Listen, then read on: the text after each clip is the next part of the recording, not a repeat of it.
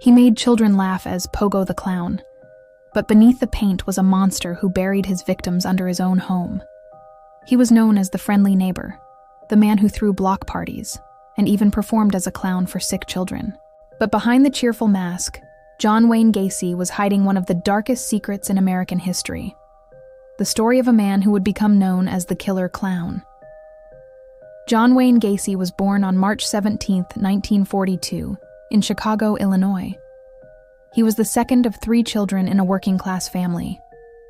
His father, John Stanley Gacy, was an abusive alcoholic who often beat him, while his mother, Marion Elaine Robinson Gacy, tried to protect her son.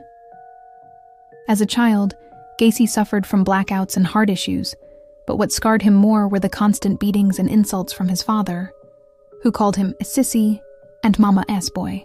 This toxic upbringing planted the seeds of deep resentment and confusion about power and control. In the 1960s, Gacy appeared to turn his life around.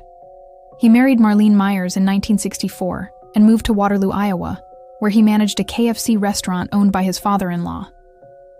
Outwardly, he was a model citizen, active in the local JC's civic group, volunteering, and throwing social gatherings. But behind the scenes, Gacy was already showing his predatory nature. In 1968, he was convicted of sexually assaulting a 15-year-old boy named Donald Voorhees. He was sentenced to 10 years in prison, but served only 18 months before being released in 1970 for good behavior. His wife divorced him while he was behind bars. After his release, Gacy returned to Chicago and started a construction business called PDM Contractors.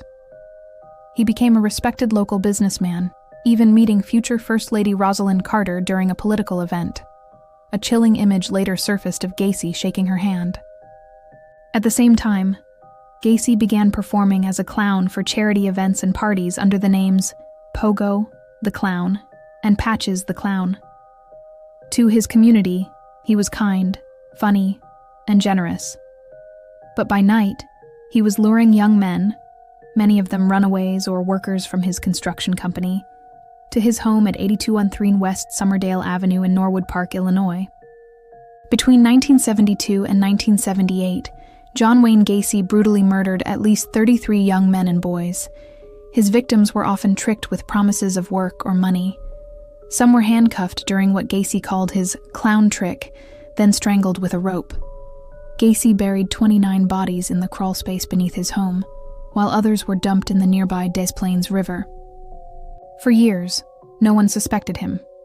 He was too well-liked, too normal, too trusted. The investigation: cracks in the mask.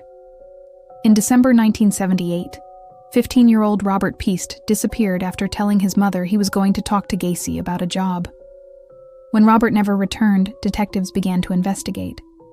They discovered that several young men connected to Gacy had also gone missing. On December 13, 1978, police executed a search warrant at Gacy A.'s home and found a smell that would haunt them forever. A second search on December 21st revealed human remains beneath the house. Gacy was arrested that night. Over the following weeks, authorities uncovered a nightmare. Body after body exhumed from the crawl space. The trial and execution. John Wayne Gacy was charged with 33 counts of murder. His trial began on February 6, 1980, in Cook County, Illinois. Gacy tried to plead insanity, claiming his alternate personalities committed the crimes. The jury didn't buy it. On March 13, 1980, Gacy was found guilty on all counts, one of the most horrific crime sprees in U.S. history. He was sentenced to death by lethal injection. After spending 14 years on death row, Gacy was executed at Stateville Correctional Center on May 10, 1994. His last words were chillingly casual: "Kiss my ass." John Wayne Gacy's story remains one of the most disturbing reminders that evil can hide in plain sight. He was the clown who entertained children by day and murdered them by night, a symbol of deception and horror. Even decades later, investigators and psychologists still study his case to understand how someone so ordinary could commit such monstrous acts.